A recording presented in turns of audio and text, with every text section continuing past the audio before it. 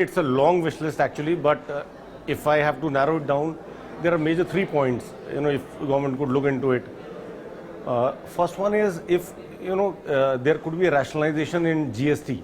This has been long pending, and we have been asking for it for quite some time now. Other thing is that if government could provide a single window clearance for projects, because it saves a lot of hassles for us. Otherwise, going to multiple windows for getting your files cleared, it actually takes a lot of time and wastes a lot of resources. And third, although I've observed that the government is doing a lot in terms of home loan subsidies and benefits or SOPs that are given to people who are taking home loans, but there has been no incentive for investors who actually take commercial loans or buy commercial properties. So this time, if the government could look into some benefits that could be given in terms of a tax incentive to the commercial buyers also, those who take commercial loans, or those who take a commercial property, if some benefits could be given to those investors.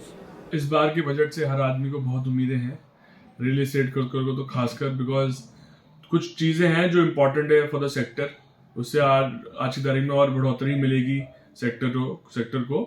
पहले तो एक तो GST input का reversal मिलना शुरू हो जाए, तो उससे एक कॉस्ट इफेक्टिवनेस आ सकती है मार्केट में, और वो प्राइसिंग इफेक्टिवली कम हो सकती है for all the affordable housing Holmes.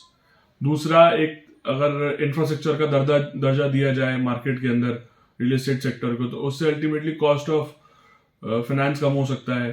तो ये कुछ चीजें हैं जो इम्पैक्ट क्रिएट करेगी मार्केट में.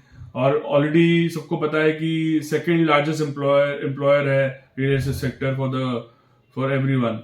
हमारी सेंट्रल गवर्नमेंट से रिक्वेस्ट है कि इस रियल एस्टेट इंडस्ट्री जो सबसे ज़्यादा मैक्सिमम एम्प्लॉयमेंट प्रोवाइडर है, उसको इंडस्ट्री का दर्जा मिले, जिससे कि डेफिनेटली हमारे जो इंटरेस्ट कॉस्ट है वो कम होगी और अल्टीमेटली कस्टमर को भी बेनिफिट होगा, क्योंकि उन्हें सस्ते घर मिलेंगे.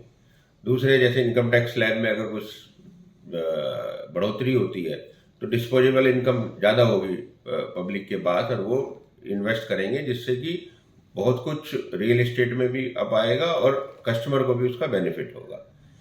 तीसरा, जो हम देख रहे हैं कि बजट से हर साल हमारी ये उम्मीदें रहती हैं कि मेरा ये मानना है कि 40 से 50% टोटल जो टैक्स है, अगर कोई भी रियल एस्टेट प्रोजेक्ट बनता है, वो अल्टीमेटली गवर्नमेंट को वापस ही जाता है. तो अगर इसमें कुछ भी बढ़ोतरी होती है तो रिवेन्यू कलेक्शन में भी उसका बहुत अच्छा इम्पैक्ट रहेगा.